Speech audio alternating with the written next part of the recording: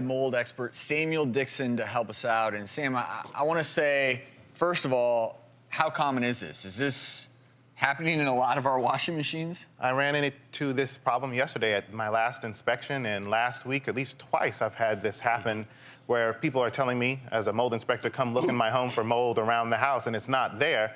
And I end up actually going into the washing machine and looking there because I know of this problem. And the first time I ever ran into it was actually, I was at my stepmother's house and I was taking a shower, and the towel that we had there, it smelled horrible when I got out of the shower, and I couldn't figure out what it was. And so I had this urge, and I started looking everywhere, and I went into the washing machine and I peeled back the lip of the machine, and you could see this black mold growing on the inside of the washing machine around the gasket there. Wow. So this is a flawed design then?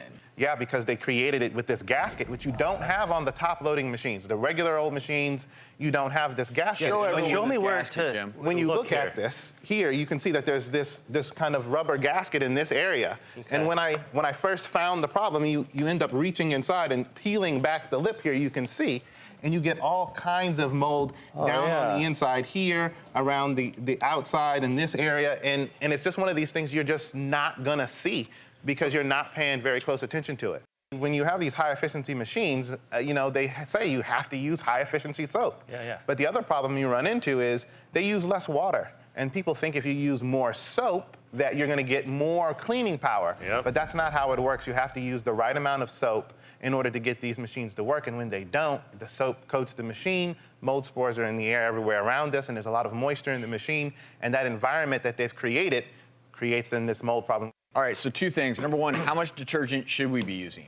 Usually, you should probably be using on regular loads probably only 1 tablespoon.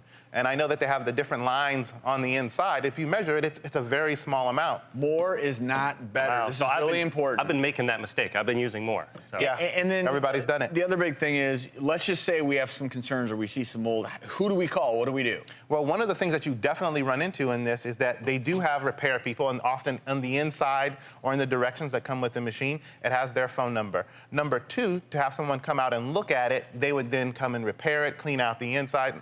If it's under warranty, they often pay for it, and they don't charge you anything, but sometimes it can get quite steep. I had one customer, they said over $350 just to try to come and clean out the inside of the machine. Now, is there a way to prevent the mold from happening? Some kind of regular things you can do? Definitely. One of the key areas, again, you have to always make sure that you keep the door open. And in order to keep, people always try to close the machine because it looks good this way. It looks nice.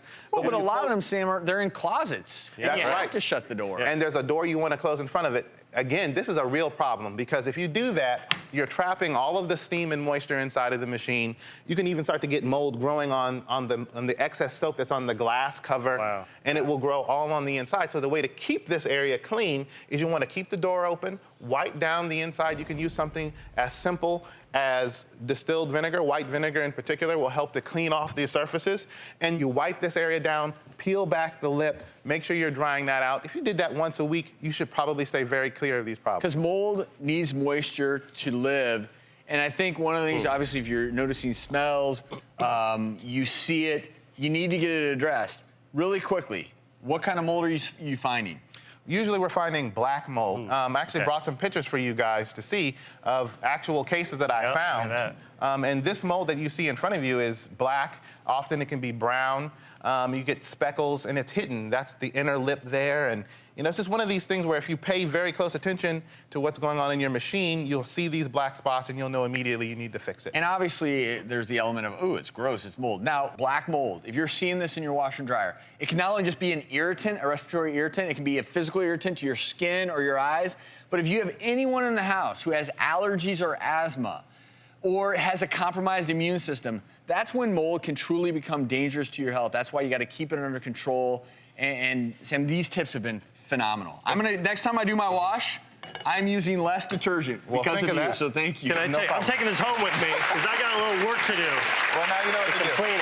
And we'll have on our website, thedoctorstv.com, a lot of washing machine mold prevention tips for you. Sam, thank you so much once again for being here.